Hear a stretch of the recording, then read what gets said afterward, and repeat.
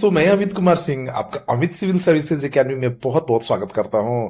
दोस्तों, मैं आज आपके लिए 18 और 19 जनवरी 2025 के सभी इंपॉर्टेंट बिहार करंट अफेयर्स लेकर हाजिर हूं, जिसमें मैंने 6 अखबारों के राष्ट्रीय अंतर्राष्ट्रीय घटनाओं को भी शामिल किया है। तो दोस्तों, ये बहुत ही महत्वपूर्ण वीडियो हो जाता है आपके लिए, इसलिए कि इसमें दोस्तों मैं आपको बिहार करंट अफेयर्स के साथ साथ नेशनल और इंटरनेशनल करंट अफेयर्स का डिटेल्ड एक्सप्लेनेशन के साथ आपको जानकारी देता हूं। तो दोस्तों, अगर आप बिहार के किसी एग्जाम की तैयारी कर रहे हैं, नेशनल और इंटरनेशनल एग्जाम की तैयारी कर रहे हैं, तो जुड़ जाइए हमारे चैनल से। One of the best important channel है आपके लिए, जो एग्जामों के लिए आपके लिए महत्वपूर्ण तथ्य प्रोवाइड कराता है। तो चलते हैं आज के पहले क्वेश्चन की तरफ। बिहार के सारण जिले के बनियापुर के रहने वाले किस व्यक्ति को राष्ट्रपति द्रौपदी मुर्मू ने Tenzing Norgay national adventure award 2023 से सम्मानित किया है? तो दोस्तों, उनका नाम उदय कुमार है। बिहार के सारण जिले के बनियापुर के रहने वाले उदय कुमार को राष्ट्रपति द्रौपदी मुर्मू ने Tenzing Norgay national adventure award से सम्मानित किया है। उदय कुमार ने पश्चिम सिक्किम के कंचनजंगा राष्ट्रीय उद्यान में माउंट रेनाक 16,500 फीट पर सफलतापूर्वक चढ़ाई कर असाधारण साहस व दृढ़ संकल्प का प्रदर्शन किया। तो बिहार के दोस्तों जो भी लोग हैं, वो असाधारण प्रतिभा है उनके अंदर, और वो कुछ ना कुछ कर गुजरते हैं। और देखिए, उसी कड़ी में द्रौपदी मुर्मू ने सारण जिले के बनियापुर के रहने वाले उदय कुमार को नेशनल एडवेंचर 2023 से सम्मानित किया। Tenzing Norgay national adventure award 2023 से सम्मानित किया। इन्होंने बिहार और भारत का नाम रोशन किया है। दुर्घटना में एक पैर गवा चुके उदय ने लैंड एडवेंचर में उत्कृष्ट उपलब्धियां हासिल की। तो इनका देखिए दोस्तों, एक पैर भी नहीं है, तो अदम्य साहस का परिचय इन्होंने दिया है। बिहार के किस जिले में स्थित सिमरिया घाट को मिथिला हाट के तर्ज पर विकसित करने की घोषणा मुख्यमंत्री नीतीश कुमार ने की है? तो दोस्तों, ये बेगूसराय में है। बिहार के बेगूसराय जिले में स्थित सिमरिया घाट को मिथिला हाट के तर्ज पर विकसित करने की घोषणा मुख्यमंत्री नीतीश कुमार ने की है। इसके साथ साथ कल्पवास मेले को भी विकसित किया जाएगा। प्रगति यात्रा के दौरान मुख्यमंत्री नीतीश कुमार ने 563 करोड़ की योजनाओं की सौगात दी है।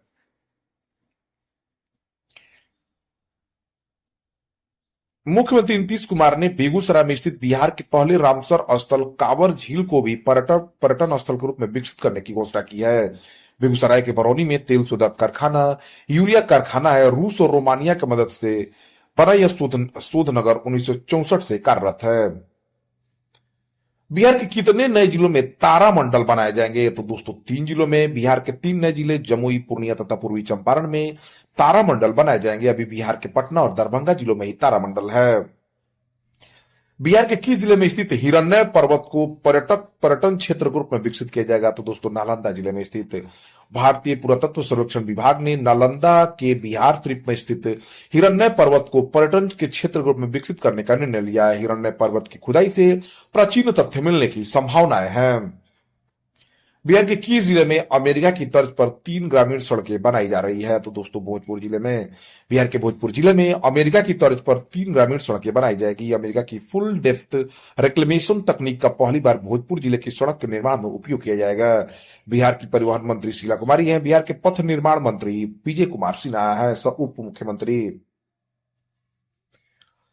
बिहार के किस जिले के रहने वाले अमरीश कुमार को रक्षा मंत्री राजनाथ सिंह ने सिविल डिफेंस श्रेणी में पहला रक्षा पदक दिया है? तो ये दोस्तों मुजफ्फरपुर के रहने वाले हैं।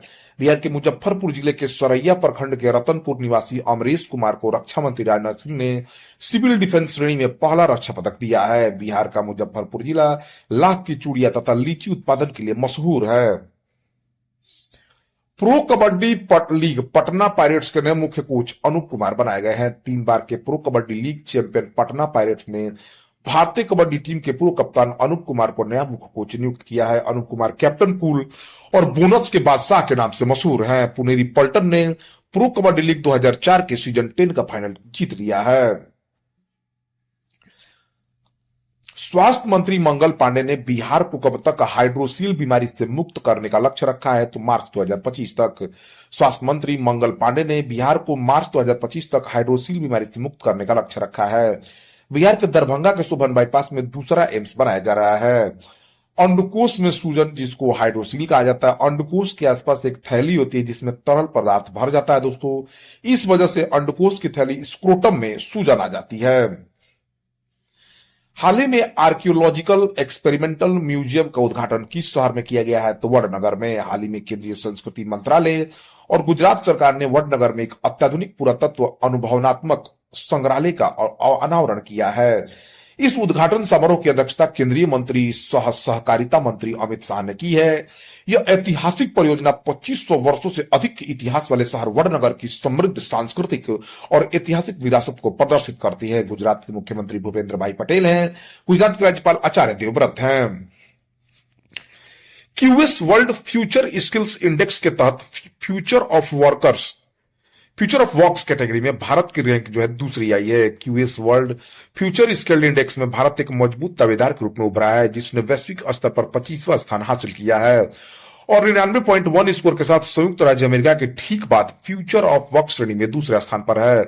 QS world future skills index एक व्यापक उपकरण है जो मूल्यांकन करता है कि अंतर्राष्ट्रीय नौकरी बाजार की उभरती मांगों को पूरा करने के लिए देश कितना तैयार है। जनरल वीके सिंह रिटायर को हाल ही में किस राज्य के नए राज्यपाल के रूप में नियुक्त किया गया है? तो दोस्तों मिजोरम के मुख्यमंत्री लाल दुहमा है। मिजोरम की राजधानी आइजोल है।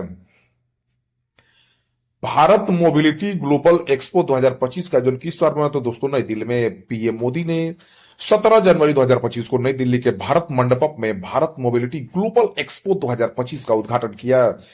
इस एक्सपो को भारत में सबसे बड़े मोबिलिटी इवेंट माना जाता है, जिसमें 34 से अधिक वैश्विक वाहन निर्माताओं के 100 से अधिक वाहन लॉन्च होंगे। इस आयोजन का उद्देश्य भारत के बढ़ते ऑटोमोटिव क्षेत्र में इलेक्ट्रिक और टिकाऊ प्रगति को बढ़ावा देना है।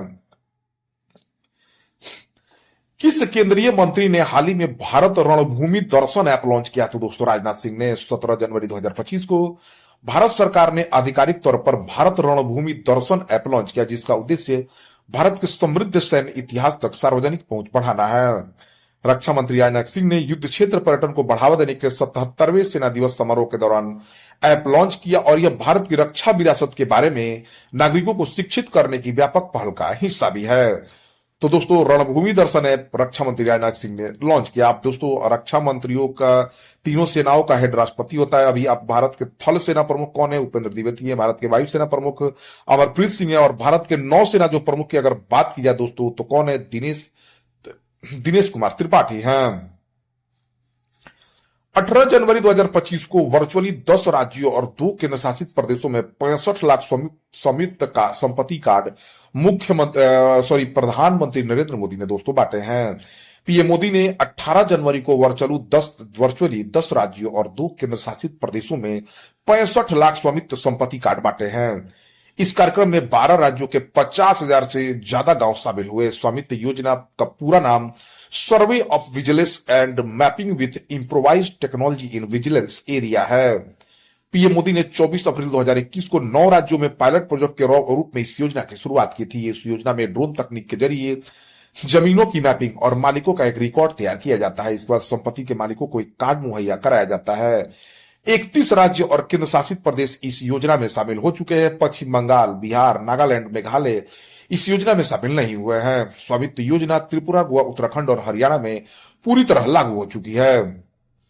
किस देश के लॉस एंजलिस में भारतीय वाणिज्य दूतावास खोलने का निर्णय भारत सरकार ने लिया है? लॉस एंजलिस दोस्तों अमेरिका में। भारत के लॉस एंजलिस में जल्द ही भारतीय वाणिज्य दूतावास खुलेगा। भारत के विदेश मंत्री डॉक्टर एस जयशंकर ने बेंगलुरु में अमेरिकी वाणिज्य दूतावास के उद्घाटन समारोह में हिस्सा लिया। डॉक्टर जयशंकर ने 18 जनवरी 2025 को अमेरिकी वाणिज्य दूतावास के उद्घाटन कार्यक्रम में इसकी जानकारी दी। इस कार्यक्रम में भारत में अमेरिकी राजदूत एरिक गार्सेटी भी मौजूद थे। यह भारत में 5वां अमेरिकी वाणिज्य दूतावास है। किस मंत्री ने 17 जनवरी 2025 को Bharat mobility global expo 2025 event का उद्घाटन किया है? तो दोस्तों ये तो मैंने बता ही दिया ग्लोबल मोबिलिटी का। बीसीसीआई ने सुप्रीम कोर्ट के किस पूर्व न्यायाधीश को लोकपाल बनाया है? तो दोस्तों जस्टिस अरुण मिश्रा को।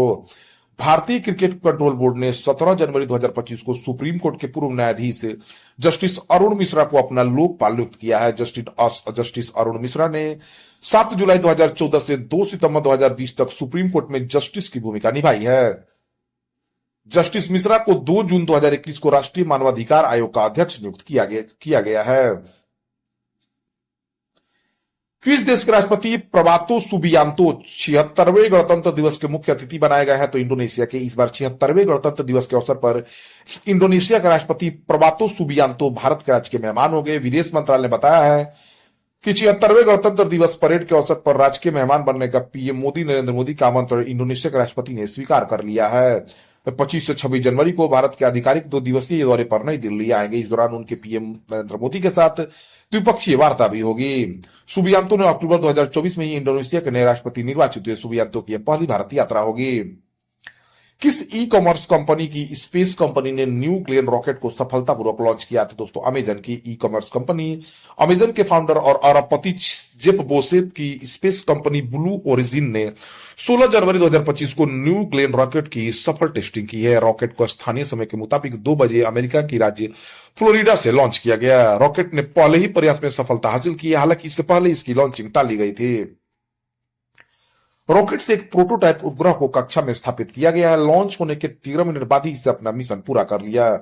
इस विशाल रॉकेट की लंबाई 98 मीटर है। इसे चंद्रमा तक अंतरिक्ष यात्रियों को ले जाने के लिहाज से डिजाइन किया गया है। रॉकेट को उसी लॉन्च पैड से लॉन्च किया गया जहां से 50 साल पहले मेरिनर और पायोनियर अंतरिक्ष यात्री को लॉन्च किया गया था।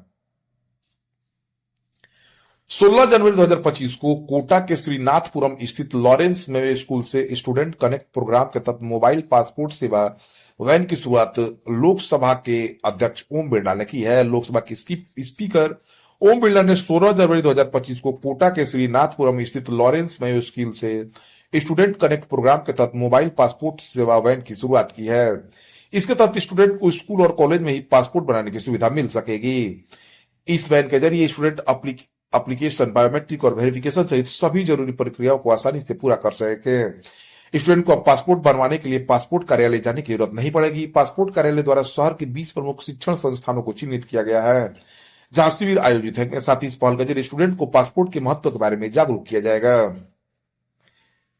PM museum and library society के पुनः अध्यक्ष नृपेंद्र मिश्रा को नियुक्त किया गया है। प्रधानमंत्री संग्रहालय एवं पुस्तकालय सोसाइटी की स्थापना भारत सरकार द्वारा 1 अप्रैल 1966 को नेहरू स्मारक संग्रहालय एवं पुस्तकालय के प्रबंधन के लिए की गई थी। अंतर्राष्ट्रीय मुद्रा कोष ने वित्त वर्ष 2024-25 के लिए भारत का विकास दर का पूर्वानुमान जो है 6.5% रखा है। वैश्विक अनिश्चितताओं, मुद्रास्फीति और निवेश में मंदी कारण आईएमएफ ने वित्त वर्ष 2024-25 के लिए भारत के विकास पूर्वानुमान को पहले के अनुमानों से घटाकर 2025-26 के लिए अनुमानों से घटाकर 6.5% कर दिया गया है। इसके बावजूद वित्त वर्ष 26 के लिए पूर्वानुमान 6.8% पर स्थिर बना हुआ है। अंतर्राष्ट्रीय मुद्रा कोष की स्थापना जुलाई 1944 में की गई थी। यह संयुक्त राष्ट्र संघ की एक विशेष एजेंसी है। इसका मुख्यालय अमेरिका के वाशिंगटन डीसी में है। क्रिस्टलिना जॉर्जिया 1 अक्टूबर 2019 से ही अंतर्राष्ट्रीय मुद्रा कोष के प्रबंध निदेशक के रूप में कार्यरत है। डेविड लिंच का 78 वर्ष की आयु में निधन हो गया। वो पेशे से निर्देशक थे। हॉलीवुड के महान निर्देशक और लेखक डेविड लिंच का 78 वर्ष की आयु में निधन हो गया। अपनी अति यथार्थवादी शैली और मानव मानस की खोज के लिए प्रसिद्ध लिंच ने ट्विन पिक्स और मुलहोलैंड ड्राइव जैसी प्रतिष्ठित कृतियों के साथ आधुनिक सिनेमा को बदल दिया था। PhD chamber of commerce and industry के अनुसार भारत कब तक जापान को पीछे छोड़ विश्व की चौथी सबसे बड़ी अर्थव्यवस्था बन जाएगा? तो 2026 तक। PhD chamber of commerce and industry के अनुसार भारत की जीडीपी वर्तमान वित्तीय वर्ष में 6.8% और 2026 में 7.7% की दर से बढ़ने की संभावना है।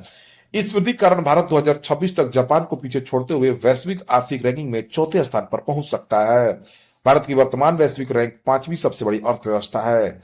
जापान की राजधानी टोक्यो है। जापान के प्रधानमंत्री शिगेरू इशिबा है और मुद्रा यहाँ की जापानी येन है। तो दोस्तों यह रहा 18-19 जनवरी 2025 के सभी इंपॉर्टेंट बिहार करंट अफेयर्स, राष्ट्रीय और अंतर्राष्ट्रीय घटनाओं के साथ। ऐसा ही वीडियो प्राप्त करने के लिए आप हमारे चैनल